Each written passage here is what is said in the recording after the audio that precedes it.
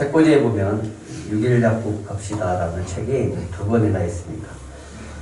오래전에 읽었었던 책인데 참 감동을 받았던 책입니다. 약 4.5평 되어지는 작은 공간에 그 약국을 마산의 랜드마크로 만들어낸 이야기입니다. 600만 원의 빚으로 시작한 약국에서 이 책이 나올 때가 2007년도였으니까 2007년도 당시 시가총액 1조 원 기업의 공동 CEO가 되기까지 자신만의 독특한 경영 철학으로 몰리푼에서 200배의 성공을 이룬 성공 신화를 이루기까지의 내용이 담긴 책입니다. 여러분들 꼭 한번 읽어봤으면 좋겠습니다. 김성호 씨가 아무도 모르는 6일 약국을 홍보하는 전략이 있었습니다. 그 홍보 전략이 이런 거였습니다. 3년 동안 택시만 타면 택시 기사한테 얘기하는 겁니다. 6일 약국 갑시다. 근데 6일 약국이 어디 있는지 아는 거예요. 지금 막 자기가 창업을 했는데 아무도 모르잖아요. 그러니까 택시 기사한테 가르쳐 주는 거예요, 자기가. 이리로 가서 어디로 가시면 거기 6일 약국이 있습니다. 또 택시를 타는 거예요. 그래서 6일 약국 갑시다. 예? 6일 약국이 어디예요? 그러면 또 가르쳐 주는 거예요. 이렇게 3년을 했습니다. 그래서 자연스럽게 이 6일 약국이라고 하는 것이 택시 기사들 안에서 소문이 나면서 소문이 점점 퍼졌다라고 하는 겁니다.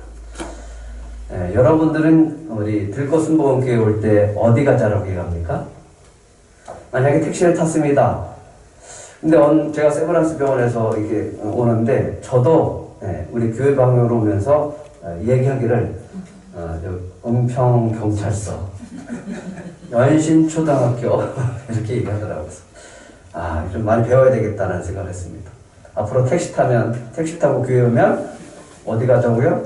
들꽃순복음교회 갑시다 이렇게 얘기를 하시는 거예요. 알았습니까? 판매 전략이 있습니다. 판매 전략은 오는 손님마다 그 손님의 이름을 다 기억하는 거예요. 외우는 거예요. 그래서 그 손님들에게 처방을 해주고 만약에 약국에 들어와서 길을 물으면 직접 가서 그 길을 안내해주고 찾아주는 겁니다. 이런 친절과 섬김이 있었습니다. 기업 경영에 신념이 있었습니다. 참 멋있습니다. 이윤보다 사람을 남기는 장사를 하라. 뭘 남기라고요? 사람을 남기는 장사입니다. 이런 섬김의 비즈니스를 통해서 매출의 약 200배를 성장하는 것은 물론이고 경남권 최대 기업형 약국을 창설하게 되어졌습니다. 코로나 때문에 사람들에게 묻습니다. 좀 장사 어때요? 코로나인데 장사가 되겠어요? 이렇게 얘기하시는 분이 있습니다. 근데 여전히 어느 음식점을 가면 사람들이 북적북적하는 걸 볼 수 있습니다. 거래되기도 잘 안 되는 그런 음식점을 보게 되어집니다. 가끔 가다가 보면 많은 돈을 투자하고 그 건물을 크게 해서 간판도 크게 했는데 문이 닫혀 있습니다. 장사가 안 돼서 문을 닫았겠죠? 하지만 어떤 것은 그렇게 규모도 크지 않은데 광고도 하지 않아요. 이벤트도 하지 않아요. 그런데 자리가 없어서 여전히 바깥에서 번호표 뽑아서 기다려야 되는 음식점도 있습니다. 이런 생각을 해봅니다. 우리 교회는 어떤 소문이 나야 될까? 사람들은 입소문을 타고서 음식점을 찾아가는데 요즘은 어디든지 차량이 있으니까 그 핸드폰만 보고 내비를 찍고 찾아갑니다. 우리는 도대체 어떤 소문이 나야 예수를 믿지 않는 사람들 또 예수를 믿어야 될 사람들이 우리 교회를 찾을 수 있을까를 좀 고민해 봤으면 좋겠습니다. 저희 어머님이 저에게 가끔 묻습니다. 교회는 손님 좀 있니? 저는 어머니에게 그랬어요. 어머니, 교회는 손님이라고 하시면 안 되고요. 성도라고 하셔야 됩니다. 라고 가르쳤어요. 그 다음에 또 가서 어머니가 저에게 묻습니다. 교회는 손님이 좀 있니? 단골 손님이 있습니다. 그렇게 물어보시는데 이제는 가르치는 것이 안 되겠더라고요. 그래요. 어머니, 교회 손님이 많으려면요, 어머니가 기도하셔야 됩니다. 이렇게 얘기를 합니다. 그런데 어느 날 이 손님이라고 하는 단어가 되게 정겹게 들려지기 시작하는 거예요. 어머님이 만약에 저에게 이렇게 물어본다면, 요즘 교회에 고객이 좀 있니? 라고 물어보신다면 어땠을까? 참 다르죠? 손님이 있니? 라고 하는 것하고 고객이 있니? 라고 하는 것은 많이 다릅니다. 근데 요즘 사람들은 고객을 향해서 고객이라고 하지 않고 님자까지 붙여서 고객님이라고 합니다. 근데 아무리 손님하고 고객님이라고 바꿔도 그 어감은 많이 차이가 나더라고요. 왜 그럴까요? 손님은 사전적으로 보면 남의 집을 방문한 사람을 높여 부르는 말입니다. 상점에 물건 사러 오는 사람을 높여 부르는 말입니다. 근데 고객님 안에는 이게 뭔가 거래하는 것 같고 장사를 하는 것 같고 비즈니스가 담겨져 있는 것 같아서 좀 거리가 먼 것 같습니다. 그래도 손님이 정겹게 들려집니다. 세속적이고 상업적인 말로 들려지지 않고 그 안에는 어머니가 자식을 위한 그 걱정이 담겨져 있기 때문에 그렇습니다. 정겹게 들려지는 것은 그래도 어머님이 잠시라도 교회 나왔다가 집에는 지금 몸이 불편해서 집에 계시지만 그래도 들꽃교회를 생각하시는 마음이 있기 때문에 더 정겹게 들려지고 있습니다. 저와 여러분을 통해서 어떤 소문이 들려졌으면 좋을까? 저는 이런 소문이 들렸으면 좋겠습니다. 들꽃교회는 손님이 하나님의 자녀가 되는 교회다. 들꽃교회는 손님이 예수님을 믿고 예수님을 닮아가는 교회다. 이런 소문이 좀 퍼졌으면 좋겠습니다. 아멘. 지난 시간 우리는 데살로니가 교회가 어떻게 탄생했는지를 살펴보았습니다. 바울이 빌립보로 갔습니다. 빌립보에서 복음을 전하다가 귀신을 쫓아주고 난 다음에 감옥에 갇히죠. 그렇게 고생했지만 빌립보에 교회가 세워집니다. 그리고 난 다음에 암비보리아와 아볼로니가를 거쳐서 데살로니가로 거쳐서 가게 되어집니다. 데살로니가에 도착한 바울은 새 안식일 동안 회당에서 복음을 전하기 시작을 합니다. 근데 그때 너무나 감사하게 성령의 역사 가운데 경건한 헬라인과 큰 무리와 적지 않은 기부인이 복음을 듣고 예수님을 믿는 역사가 일어납니다. 하지만 이런 성령의 역사 속에 또 사단도 역사하죠. 유대인들이 시기합니다. 바울과 같은 동족인 유대인들의 시기에서 바울을 핍박하면서 바울을 잡으려고 합니다. 그래서 어쩔 수 없이 바울이 데살로니가에 머물고 싶어도 더 머물 수 없어서 곧바로 도망치듯 저 베레아를 향해서 가게 되어집니다. 베레아에 가서도 복음을 전합니다. 그런데 데살로니가의 데살로니가에서 바울을 핍박했었던 유대인들이 베레아에서도 바울이 복음을 전한다는 소식을 듣고서 거기까지 쫓아온 거예요. 바울이 더 이상 복음을 전할 수가 없어요. 얼마나 급했는지 거기 디모데하고 실라를 놔두고 아테네를 향해서 가게 되어집니다. 아테네는 혼자서 복음을 전했어요. 근데 복음을 전해도 도무지 믿는 사람들이 많지 않아요. 어떻게 보면 아테네에서 복음을 전하는 바울은 실패한 것처럼 보입니다. 그래도 몇 사람만 구원을 받게 되어집니다. 그리고 나서 어디로 가냐면 고린도로 가게 되어집니다. 고린도로 갔을 때 이탈리아에서 온 아굴라와 브리스길라의 부부를 만나게 되어집니다. 그래서 그 부부들과 함께 텐트를 만들고 또 텐트를 만들면서 또 복음을 전하는 목회를 하기 시작합니다.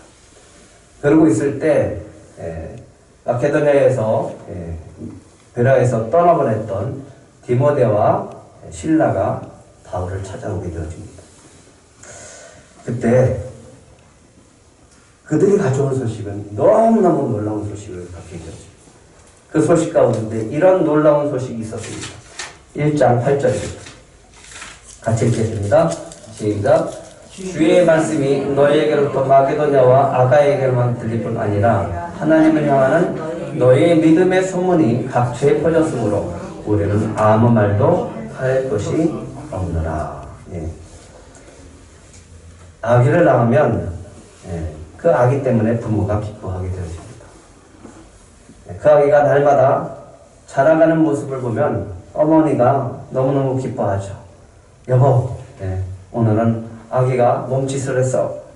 또 엄마라고 했다라고, 우리가 듣기에는 잘 못 알아듣지만 엄마가 듣기에는 나한테 엄마라고 했다라고 하면서 또 전화도 합니다.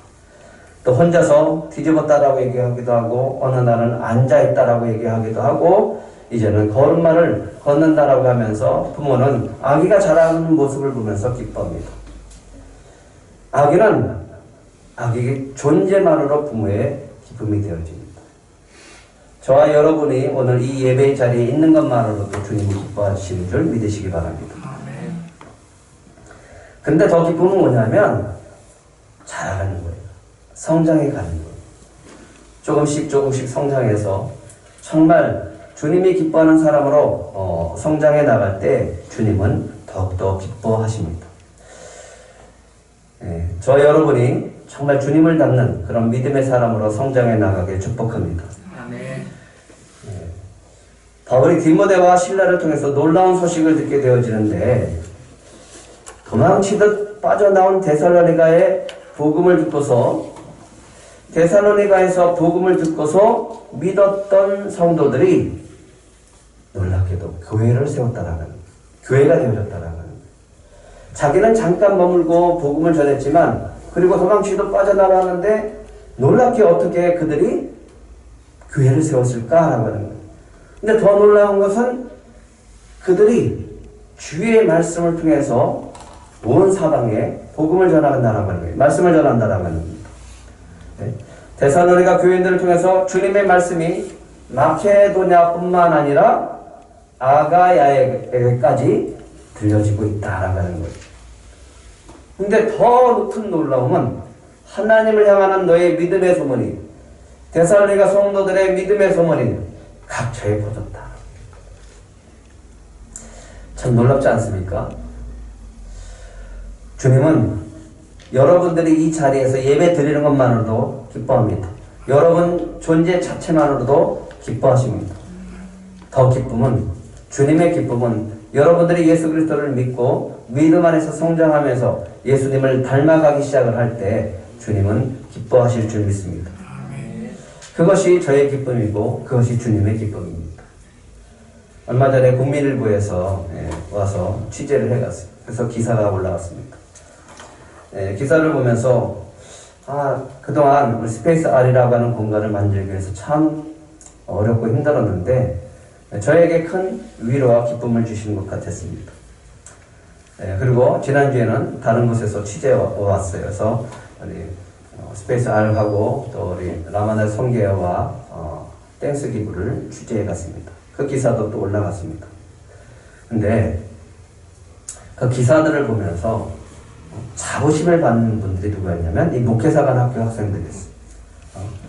맨 처음에는 뭐 별거 아닌 것 같았고 면접 볼 때 또 별것 같지도 않았는데 언론에 이렇게 오면서 자기가 그곳에 다니고 있다라고 하는 그런 자부심이 높아지기 시작하는 거예요. 그리고 결석들을 안 하시는 거예요. 그런 모습을 보면서 제가 너무너무 기쁘더라고요. 자부심을 갖는 거예요. 저는 믿습니다. 머지않아 주님께서 약속하신 대로 우리 들꽃 성도들의 믿음을 통해서 믿음의 소문이 온 세상으로 퍼져가실 줄 믿습니다. 들꽃교회도 작은데 어떻게 작은 교회를 섬길 수 있습니까? 이런 소문이 날 줄 믿습니다. 성도들이 어떻게 그 믿음을 가지고 하나님이 주신 비전을 잘 감당하고 순종해서 작은 영혼과 꿈꾸는 교회들을 그렇게 섬겨나갈 수 있습니까? 이런 소리를 어떻게 되어질 줄 믿습니다. 그런데 어떻게 데살로니가 교회가 교회의 믿음의 소문이 각처에 퍼져나갈 수 있었을까라고 하는 겁니다. 바울은 이렇게 얘기합니다. 3절 한번 같이 읽겠습니다. 3절 시작. 너희의 믿음의 역사와 사랑의 수고와 우리 주 예수 그리스도에 대한 소망의 인내를 우리 하나님 아버지 앞에서 끊임없이 기억하니. 예, 그래요. 바울은 비록 짧은 기간 동안 그들에게 복음을 전하고 도망치듯 그곳을 빠져나올 수밖에 없었습니다. 근데 그곳에서 누가 일했냐면 성령께서 역사하시는 거예요. 성령의 역사로 놀라운 열매들이 맺히기 시작했다라고 하는 거예요. 어떤 열매가 맺혔습니까? 믿음의 역사, 사랑의 수고, 예수 그리스도에 대한 소망의 인내라고 하는 이 열매가 맺혔습니다. 예, 바울은 데살로니가 교회에 이런 성령의 열매들이 맺힌 것에 대해서 그는 얘기합니다. 항상 감사합니다. 항상 감사합니다. 예, 저의 감사는 뭐가 될까요? 예, 여러분들의 성령의 열매들이 맺히면 그것으로 인해서 저도 항상 감사할 수밖에 없습니다. 그런 열매들이 많이 맺히길 축복합니다. 예, 바울이 이렇게 항상 감사할 수 있는 것은 자신이 전했던 복음이 그냥 말로만 그치지 않았다라고 이야기하고 있습니다. 어떻게 성령의 열매, 믿음의 열매로 맺히게 되어졌을까? 참 놀랍지 않습니까? 이런 소식이 바울에게 들려졌을 때 바울은 말할 수 없는 기쁨이 있었습니다. 이 열매들이 많이 맺히기를 소망했었던 바울이 이 소식을 들었을 때 얼마나 기뻐했을까? 첫 번째 열매는 믿음의 역사입니다. 복음을 전하는 목적, 누구를 믿게 하는 거예요? 예수 그리스도를 믿는 거잖아요. 근데 예수 그리스도를 믿음으로 말미암아 그들이 삶에서 역사들이 나타났다는 거예요. 얼마나 감사하냐. 이런 믿음의 역사가 저와 여러분 안에 있기를 축복합니다. 데살로니가 성도들이 진리의 말씀을 듣고 마음으로 믿는 거예요. 믿었던 거예요. 그 믿음으로 말미암아서 역사가 나타납니다. 언제 역사가 나타나나? 예수님을 나의 구주로 영접할 때. 내 인생의 주인이 바뀌면 역사가 일어납니다. 그런 믿음의 역사들이 나타나기 시작을 합니다. 전에는 내 마음과 내 뜻대로 살았습니다. 우상을 섬겼어요. 그런데 우상도 버려버리고 내가 주인된 삶을 내버리고 오직 예수 그리스도가 주인된 인생을 살아가기 시작을 할 때 그 데살로니가 성도들의 인생 속에서 믿음의 역사들이 나타나기 시작했다라고 합니다. 이런 성령의 역사, 믿음의 역사들이 저와 여러분 안에 나타나기를 축복합니다. 또 한 가지는 사랑의 수고입니다. 예수 그리스도의 사랑으로 우리는 구원을 받았습니다. 이 은혜가 가슴 깊이 새겨진 사람은 주님을 섬깁니다. 교회를 섬깁니다. 성도들을 섬기고 이웃을 섬깁니다. 왜? 주님의 사랑이 채워졌기 때문에. 그 사랑은 흘러가는 사랑입니다. 그 사랑은 베푸는 사랑이고 그 사랑은 섬기는 사랑입니다. 데살로니가 성도들 갑자기 복음을 전하고 바울이 떠난 자리에 그 자리에 성도들이 목회자가 없잖아요. 리더자가 없잖아요. 그런데 믿음을 가지고 서로 사랑하면서 교회가 온전히 세워졌게 되었다라는 겁니다. 사랑의 열매들이 저와 여러분 안에도 많이 맺히길 축복합니다. 또 한 가지는 예수 그리스도에 대한 소망의 인내입니다. 예수님을 믿으면 우리에게 영원한 생명이 주어집니다. 우리에게 나타나는 또 다른 소망은 부활의 소망입니다.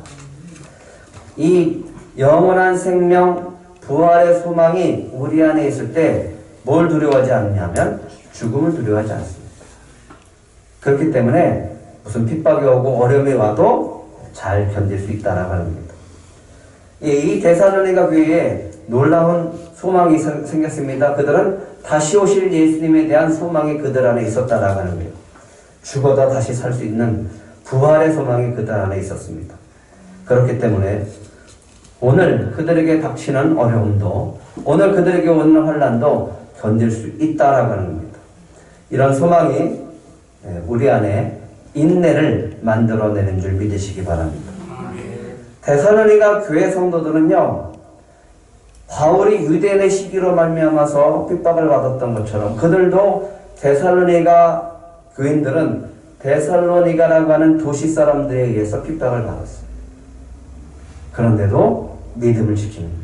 그런데도 교회가 세워진 거예요. 놀랍지 않습니까? 그러면서 서로 격려하고 위로하고 섬기면서 사랑하면서 교회가 세워진 겁니다. 이 놀라운 사랑 안에서 또 놀라운 믿음 안에서 그들은 할 수 있는 것 참아내는 거예요. 인내하는 거예요. 믿음의 소망이 있고 예수 그리스도의 소망이 있기 때문에 참아낼 수 있었고 결국 이렇게 든든한 교회로 세워졌을 뿐만 아니라 이 모든 믿음의 역사와 믿음의 소문이 각처에 퍼지게 되었다라고 하는 겁니다. 지난주 은퇴감사 예배를 은혜 가운데 잘 마쳤습니다. 우리 현삼조 목사님 교회에서 현각교회에서 마지막 예배를 드리는데 너무너무 정말 감사했습니다. 그 다음날 박정재 목사님의 큐티가 올라왔어요. 제가 잠깐 읽어드릴게요. 어제 은퇴감사 예배를 마치고 돌아오며 아내에게 물었다. 여보, 참 오늘 행복하지 않아요? 교단도 다른 이웃의 세 개 교회가 서로 연합하여 은퇴감사 예배를 드리는 천국에서 예배하며 말씀을 전하는 행운을 주셔서 기쁨으로 전했다. 예배하고 돌아오는 내내 내 가슴은 뭐라 말할 수 없는 따뜻함이 가득해 아내에게 그렇게 물은 것이다. 몸은 다른 때보다 2배나 더 힘들지만 마음은 얼마나 행복하던지. 주님, 자금 속에 주님 마음으로 충성하신 목사님 기쁨으로 내려가게 하소서. 남겨진 소중한 누가와 디모데들이 잘 세워지게 하소서. 이런 기쁨이 우리에게 주어졌던 것은 무엇을 통했어요? 여러분들의 믿음의 역사와 사랑의 수고와 주 예수 그리스도에 대한 소망의 인내를 통해서 주신 줄 믿습니다. 아멘. 왜 그런지 아세요? 아니 지난주부터 코로나가 확진자가 많이 늘어났잖아요. 그런데 우리가 연합 예배를 드린다고 하는데 이게 가능하냐고. 여러분들의 믿음이 아니면 여러분들의 동의가 아니면 연합의 예배를 드릴 수 없기 때문에 그렇습니다. 모든 성도들의 믿음을 통해서 드려진 겁니다. 성도들의 사랑과 수고와 헌신과 섬김이 있었기 때문에 우리 변상조 목사님의 은퇴 예배가 감사 예배가 될 수 있었습니다. 예배를 드리는 날까지 저에게 근심이 있었습니다. 이거 혹시 누가 찾아오면 어떻게 하나? 또 주변 사람들에게 또 어떤 소리를 듣는 건 아닌가 이런 염려가 있었습니다. 근데 주님이 저에게 주시는 희망과 소망과 믿음이 있었습니다. 내가 하는 거다. 내가 하는 거다. 이 믿음이 있어서 저는 소망이 있었고 또 그래서 그것을 가지고 나아갈 수 있었습니다. 예배를 마친 분들의 얼굴을 봤는데 다들 감사와 은혜가 넘쳤습니다. 얼마나 감사하고 또 얼마나 행복했는지 모릅니다. 이제 여러분들의 믿음의 소문이 점점 더 멀리 퍼져나가기를 축복합니다. 아멘. 근데 놀랍게도 벌써 박 목사님의 큐티를 통해서 페이스북을 통해서 이 소식이 퍼져나가기 시작했어요. 사진도 올려놨어요. 저도 영상을 편집해서 카페도 올려놨고 저희 교회도 올려놨습니다. 우리의 믿음의 아름다운 소식은 아름답기 때문에 놀랍기 때문에 하나님이 하시는 일이기 때문에 성령의 역사가 있기 때문에 점점 퍼져나갈 수밖에 없습니다. 데살로니가 교회의 이 아름다운 신앙의 열매는 놀랍게도 믿는 자의 본이 됐습니다. 어떤 자의 본이 됐다고요? 믿는 자의 본이 되고 말았습니다. 이 소식을 듣는 바울의 마음이 얼마나 기쁠까? 저는 그 기쁨이 저 안에 있기를 소망합니다. 바울은 데살로니가 교인들의 믿음의 소문이 각처에 퍼지고 그들의 믿음이 믿는 자의 본이 되었다는 소식에 너무너무 기쁜 거죠. 이 맛에 전도하고 이 맛에 선교하는 것이고 이 맛에 목회하는 거다. 그렇게 고백하지 않았을까. 바울은 데살로니가 교인들에게 편지를 쓰면서 하나님께서 데살로니가 교인들을 택하셨음을 그는 확신한다라고 말하고 있습니다. 하나님께서 당신들을 택하심을 나는 확신합니다. 하나님께서 우리 들꽃 성도들을 택하셨음을 저는 확신합니다. 아멘. 그리고 이렇게 얘기합니다. 5절과 6절 한번 같이 읽겠습니다. 5절과 6절 시작. 이는 우리 복음이 너에게 말로만 이른 것이 아니라 또한 능력과 성령 큰 확신으로 된 것이겠습니다. 우리가 너희 가운데서 너희를 위하여 어떤 사람이 된 것은 너희가 아는 바와 같으니라. 또 너희는 많은 혼란 가운데서 성령의 기쁨으로 말씀을 받아 우리가 주를 본받은 자가 되었으니. 예, 데살로니가 교인들이 믿는 자의 본이 되고 그들의 믿음이 각처에 퍼지게 된 것은 바울이 복음을 전할 때 말로만 하지 않았다라고 얘기하고 있습니다. 무엇을 통해서? 하나님의 능력과 성령과 큰 확신, 큰 믿음으로 된 것이다. 이런 놀라운 역사가 우리 교회 안에도 있기를 축복합니다. 아멘. 3월 19일 제가 큐티를 새벽 기도를 했습니다. 그래서 기도를 하는 가운데 이제 그때 이제 고난주간 그 사순절 기간이었으니까 주님이 그날은 저를 십자가 밑으로 인도하셨어요.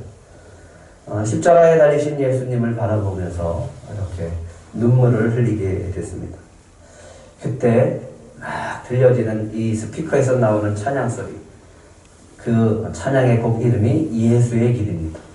이런 찬양의 가사가 있습니다. 예수의 길, 그 좁은 길, 나는 건네 주 손잡고 그 무엇도 두렵지 않네 주님 주신 약속 내게 있으니 세상의 길, 그 험한 길 승리하네 성령으로 그 무엇도 바라지 않네 저 하늘에 내 소망이 있으니. 네, 이 가사 속에서 막 눈물이 쏟아지는 거예요. 네? 그러면서 그때 저에게 주시는 음성이 있었습니다.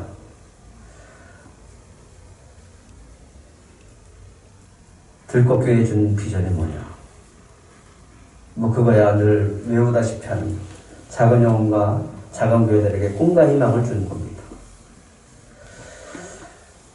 그러면서 말씀하십니다. 작은 교회를 섬기라. 예, 늘 그렇게 하고 있습니다. 그러고서 기도를 마쳤어요. 뭐 그냥 늘 하는 사명이고 또 비전이니까 저는 늘 그렇게 생각한다라고 생각하고 기도를 마쳤습니다.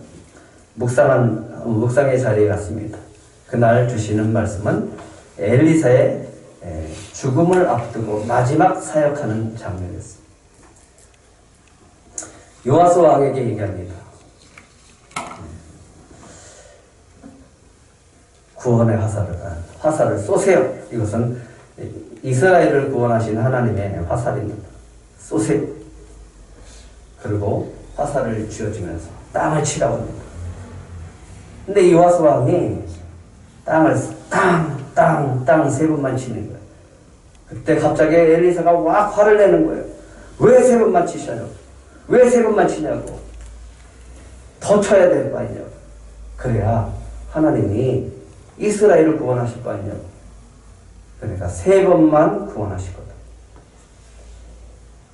그 장면을 보면서 울컥하는 거예요. 그 장면과 함께 예수님의 십자가에서 하시는 말씀, 다 이뤘다라고 말씀하시는 그 장면이 오버랩이 되어지면서 갑자기 우리 평강교회 변목사님이 생각이 나는 거예요. 아까 기도의 음성에 작은 교회를 섬기라 이렇게 얘기했거든요. 근데 그 말씀이 무슨 말씀인지 그때 깨닫게 되어집니다. 예수님의 마지막 장면, 엘리사의 마지막 장면과 함께 우리 변상렬 목사님의 은퇴라고 하는 것이 생각이 나면서 은퇴 예배를 우리가 좀 섬겼으면 좋겠다라는 감동을 주시는. 그래놓고 계속 기도했습니다. 내 마음대로 할 수는 없으니까. 그래서 식사를 대접하면서 여쭙습니다. 목사님, 저희 교회가 이렇게 해도 되겠습니까? 했더니 목사님이 하시는 말씀. 제가 명예롭게 은퇴하기를 기도해 왔습니다. 이렇게 얘기를 하시는. 그때 깨달은 거죠. 목사님의 기도가 하늘에 올라갔고 하나님께서 또 우리 교회를 통해서 섬기게 하시는 거구나. 근데 이게 너무 감사하다 보니까 저 혼자 할 수가 없었어요. 그래서 우리 임마누엘 기목사님이 얘기했더니 동참하시겠다고. 또 박정재 목사님이 얘기했더니 그거는 우리가 해야 되는 거라고 그렇게 얘기하십니다. 그래서 그렇게 연합 예배가 드려졌습니다. 뭐가 있습니까? 하나님의 능력과 성령의 감동과 모든 성도들의 큰 믿음이 이 일을 이루셨습니다. 그래서 은혜가 있었던 겁니다. 주님께서 이 순종을 통해서 저는 우리 들꽃교회에 큰 은혜를 주셨음을 보게 되었습니다. 주님이 그랬거든요. 들꽃교회를 사용하실 것이다. 우리 성도들을 사용하실 것이다. 아니 우리 교회도 작은데요. 우리 성도들도 별로 없는데 뭘 어떻게 사용하신다. 이런 믿음 없는 고백이 있었지만 주님은 약속하신 대로 이 사건을 통해서 저희 교회 또 여러분들에게 이 큰 은혜를 주셨고 하나님이 약속하신 대로 쓰신다라고 하는 것을 분명히 보여주신 줄 믿습니다. 데살로니가 교인들이 믿는 자의 본이 되고 그들의 믿음이 각처에 퍼지게 된 것은 6절 한번 다시 읽어볼까요? 시작. 또 너희는 많은 환난 가운데서 성령의 기쁨으로 말씀을 받아 우리와 주를 본받은 자가 되었으니. 근데 여기서 바울이 얘기합니다. 데살로니가 성도들이 무엇 가운데? 그 앞에 많은 환난. 많은 환난 가운데서 어떤 기쁨으로 해요? 성령의 기쁨으로. 이게 말이 됩니까? 어떻게 많은 환난 가운데서 성령의 기쁨이 있을 수가 있습니까? 그런데 성령님은 가능하십니다. 성령의 기쁨으로 말씀을 받아서 참 여기에 말이 너무너무 감동이 되어집니다. 누구를 본받았다고요? 누구를 본받았다고요? 바울이 누구를 먼저 얘기합니까? 주를 얘기합니까? 우리를 먼저 얘기합니까? 네, 우리를 얘기했어요. 우리와 주를 본받았다. 아, 이 말씀이 너무너무 감사한 거예요. 바울이 한 게 있어요. 전도할 때. 데살로니가 교회에 전도할 때 바울이 이야기합니다. 어떻게 얘기하냐면 5절에 보면요.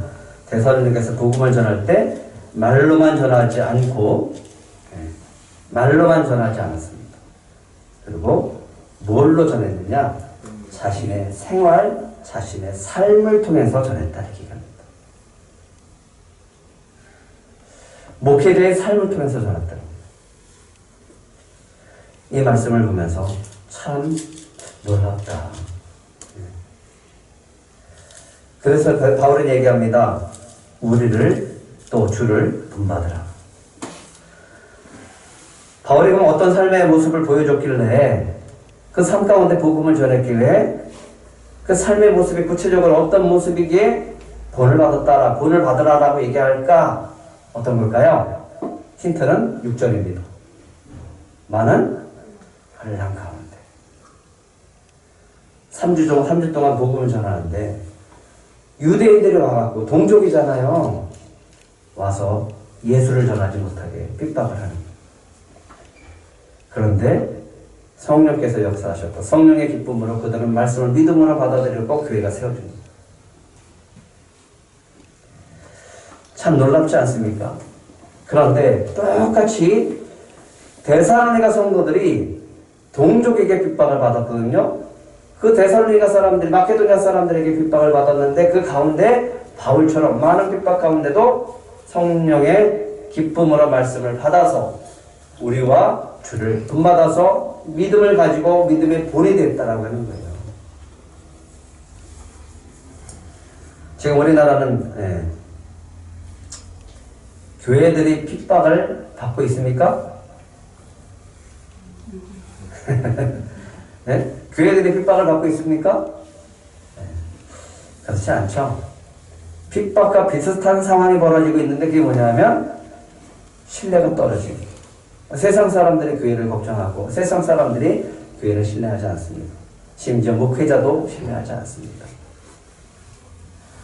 주영이가 오늘 예배 드리는 건 너무너무 감사한 일이에요. 비록 어머니의 권유로 끌려 나왔을지도 모르지만 주님께서 허락하지 않으면 여기까지 올 수 없습니다. 네. 이곳에 있는 건 주님의 은혜인 줄 믿습니다. 코로나로 인해서 사람들에게 신뢰가 떨어졌어요. 목회 데이터 연구소에서 그런데 흥미있는 기사를 보여줬습니다. 이런 제목입니다. 코로나19 세계적인 종교적 신앙 강화시켰다. 놀랍지 않습니까? 코로나19로 인해서 전 세계가 고통을 당하고 있는데 지금까지 약 총 확진자 수가 1억 4천 명을 넘고 있습니다. 사망자만 300만 명이 이르렀습니다. 코로나로 인해서 가장 기본적인 관계 형성에 매우 큰 어려움을 겪고 있고 또 경제적, 심리적, 교육 등 모든 영역에서 극심한 어려움을 겪고 있다고 미국의 프리서치라고 하는 곳에서 조사를 했습니다. 그러면서 코로나19 같은 인류의 당면한 세계적 위기를 경험했을 때 사람들이 나타내는 반응이 있다고 합니다. 위기를 경험했을 때 놀랍게도 종교적인 신앙, 종교성이 강해졌다라고 합니다. 이런 조사 결과가 나온 거예요. 왜 그럴까요? 사람은요, 어려우면요, 뭔가 붙잡기를 원합니다. 두려우면 뭔가 의지하고 싶은 거예요. 저도 군에 갔을 때 열심히 교회를 나갔어요. 왜 그랬을까요? 네, 너무너무 힘들어서 갔어요. 너무 자주 가서 전에도 얘기했잖아요. 너무 열심히 가다 보니까 군종병이 군종이 아닐까, 군종감이 아닐까 이렇게 생각할 정도로. 저는 뭐 다른 거 없었어요. 그냥 교회가 좋았고 교회 가면 편했고 교회 가면 뭔가 채워지는 느낌이 있어서 그때는 뭐 믿음도 별로 없었던 시절이었으니까 그냥 가서 교회에서 가서 좋았습니다. 예배 드렸어요. 그리고 군대 그 부대에 높은 언덕에 있는데 계단이 없었어요. 계단 만드는데 콘크리트를 부어서 짐을 지고 그래서 계단을 만드는데 앞장섰습니다. 그냥 그 교회가 좋았어요. 근데 그 원인은 뭘까? 저희가 불안했기 때문에 그래요. 두려웠기 때문에 그래요. 그래서 그 교회 가면 뭔가 해결을 받을 수 있다는 생각 속에서 뭔가 평안을 얻을 수 있다는 생각에서 그렇게 했습니다.